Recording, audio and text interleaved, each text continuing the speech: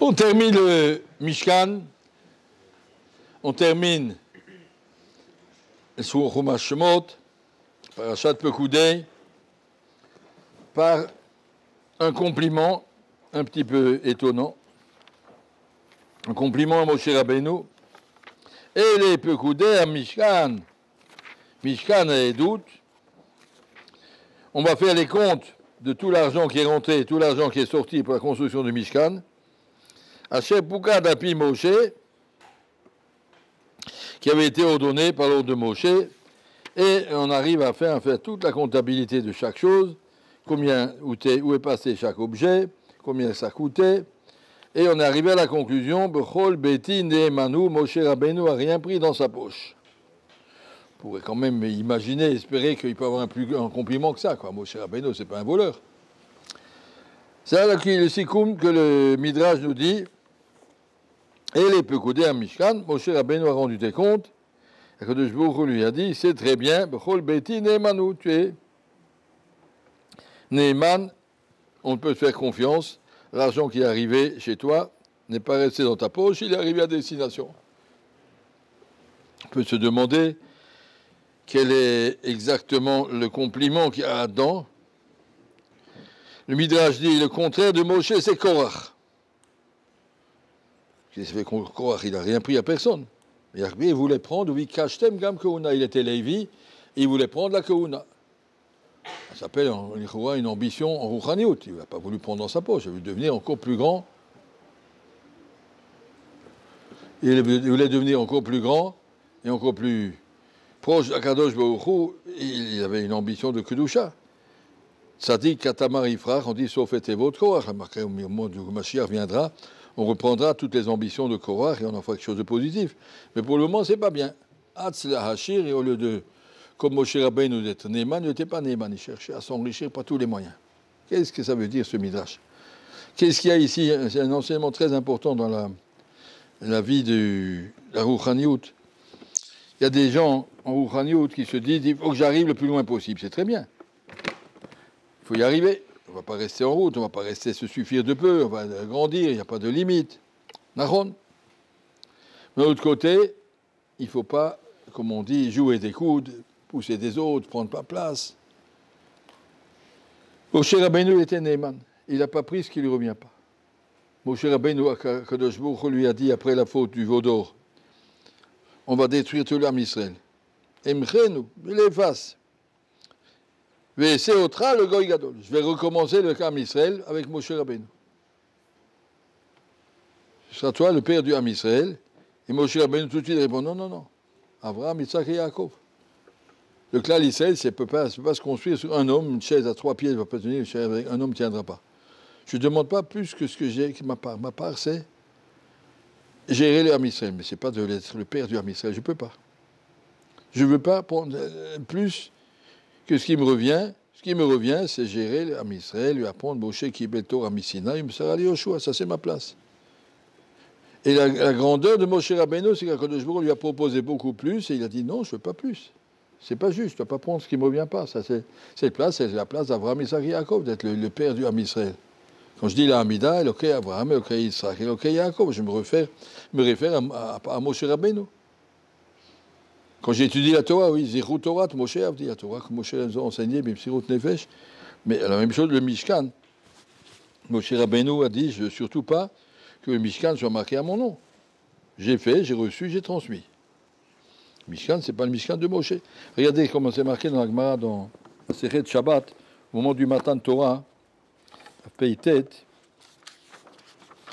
Gemara nous raconte une histoire après le matin de Torah. Amar Hashem Levi, Sharat Moshe milifnei Akadosh Baruch Hu.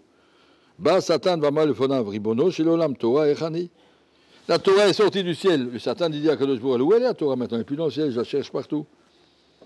Amalon zati al haaretz. Akadosh Baruch Hu a dit, ben, je fais descendre sur terre. Al haaretz c'est l'haaretz. Donc le Satan est venu sur la terre. Amalo Torah echani. Amralo Elokim evin darka. La terre a dit, il faut demander à Akadosh Baruch Hu, moi j'en sais rien moi. Al haaretz c'est l'yam. Satan est allé chez la mer. Amarlo, il m'a dit, la mer a dit, il n'y a pas de Torah chez moi. Alors, il est allé au fond du gouffre de la terre. Il y a mon mère, il m'a dit. Abandonne va être un bout beznenu, chamanu, chemoua, chazav amar yifsa kadosh bourg, ribono sholam, chipasti bechol haaretz, ve'omer satia. Le Satan, il revient vers Kadosh Baruch Hu, il dit, j'ai pas trouvé la Torah. Tu m'as dit qu'elle est sur la terre. J'ai demandé à toutes les parties de la terre. Personne n'a reçu la Torah, personne n'a vu la Torah. Amar lo lech etzel ben Amram. Kadosh Baruch Hu dit au Satan, retourne sur terre et cherche Moshe ben Amram. Halach etzel Moshe. Le Satan, il vient chez Moshe Rabbeinu. Amar la Torah, shenatan lecha Kadosh Baruch Hu, echani. Le Satan, il dit à Moshe Rabbeinu, où est la Torah que tu as reçue de Kadosh Baruch Hu? Amar lo vechima ani, shenatani à Kadosh Baruch Hu Torah. Qui suis-je pour qu'Akadosh Baruch Hu me donne la Torah? Si tu imagines, Hachem m'a donné la Torah. Amarlo Akadosh Baruch Hu, Moïse bedayata, Akadosh Baruch Hu dit à Moshe, il ne faut pas mentir. Amarlo Fanav, Moshe répond à Akadosh Baruch Hu, Ribono shel olam, Chamouda gnuza yesh lecha, Shata mishta she'aba b'chol yom. Moshe Rabbeinu dit à Akadosh Baruch Hu, Ribono shel olam, moi je peux dire que j'ai reçu la Torah. Cette Torah, c'est le Chamouda Gnuza, c'est le bonheur d'Akadosh Baruch Hu, le bonheur privé d'Akadosh Baruch Hu. Ata mishta she'aba b'chol yom. Mot à mot, ça veut dire, tu joues avec, tu t'occupes avec cette Torah. Chaque jour, Akadosh Baruch Hu, il fait des pilpulim dans la Torah d'une Sugia à l'autre, un niveau extraordinaire infini. Ani et Achazik Torah l'Atzmi, moi je veux dire, cette Torah, c'est à moi. Amarlo Akadosh Baruch Hu le Moïse, Hoïlu miyata atzmecha, Akadosh Baruch Hu dit à Moshe Rabbeinu kol hakavod. Puisque tu as su te baisser, tikare hashimcha shenema ziro Torah Moshe Avdi. La Torah s'appellera à ton nom. C'est quoi ce dialogue entre Moshe et Akadosh Baruch Hu? Moshe Rabbeinu dit à Akadosh Baruch Hu, la Torah, c'est pas la mienne. Ça s'appelle pas que même si je l'ai reçue, je l'ai pas reçue en mon nom, c'est pas moi. Je l'ai reçue pour le Ham Israël et je l'ai transmis au Ham Israël, mais c'est pas ma Torah. Je veux pas que ça vienne à mon nom, je veux pas que ça revienne, je suis pas là.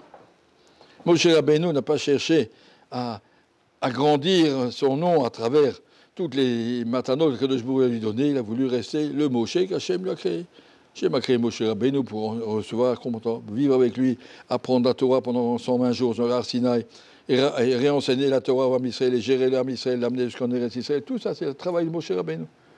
Et plus que ça, c'est pas son rôle. Il doit faire son rôle de façon parfaite, le mieux qu'il peut, et atteindre la perfection de Moshe Rabbeinu, mais pas toucher ce qui n'est pas à lui. Ni d'être le père du Ham Israël, ni d'être le propriétaire de la Torah. Savoir se mettre à sa place, connaître sa place. Quelle est ma place? Et pas essayer de jouer des coudes pour devenir c'est moi le gadol, c'est moi le grand, c'est moi qui vais gérer. Ça n'existe pas dans l'armée israélienne. T'as un autre pareil. Il y a des gens qui veulent se mettre en avant, mais c'est pas comme ça la Torah. La Torah, il n'y a pas de se mettre en avant, il s'agit de faire ce qu'on a à faire. Chacun sont les qualités qu'Hachem t'a données, et surtout pas se profiter de la Torah pour en faire un moyen de grandir son nom parmi les autres. Il n'y a pas de nom. Le Saba Mislabotka, qui était, Rav Shach disait, c'était le père de toutes les yeshivot du XXe siècle. C'est lui qui a donné le cadre à toutes les yeshivot. Il avait une chose. Je ne veux pas écrire de sefer, je ne veux pas qu'on parle de moi quand je serai décédé, qu'on m'oublie que je n'étais pas là. Je n'ai pas de nom. Bon, on ne l'a pas oublié, mais en tout cas, il n'y a pas de sfarim, il n'y a pas d'enseignement direct. Il a fait un enseignement extraordinaire. Il a géré mamash tout le monde des yeshivot. Et il voulu disparaître de la carte. Il n'y a pas de... Être discret, sans laisser de souvenirs. Ça doit être un petit peu notre direction de vie. On doit faire la shlemout, tout ce qu'Hachem nous a donné.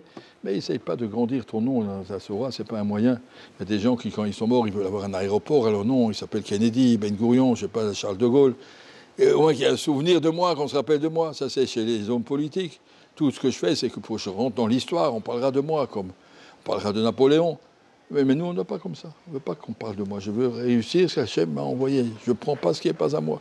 Ça, ce qui est marqué. Et les Pekoutem, Moshe Rabbeinu, on lui a dit, fais-moi le compte du Mishkan. Neeman, oh, tu es Neeman, tu n'as pas pris à toi. Le Mishkan, c'est mon Mishkan. Tu n'as pas rien pris à toi. Tu as laissé chaque chose à sa place. Ça, c'est la grandeur de notre Sadikim à travers les Dorot. Si vous voyez combien il y a de Hanava chez les Gdolé Ador, combien il y a de Hanava chez les Manigim qui pourraient se prendre... on va dire en français, se prendre la tête comme ça et se faire sentir important. Et ils se sont d'Afrique. Anna, je fais mon travail, pas plus. Qu'Hachem nous aide à grandir dans le Hémet.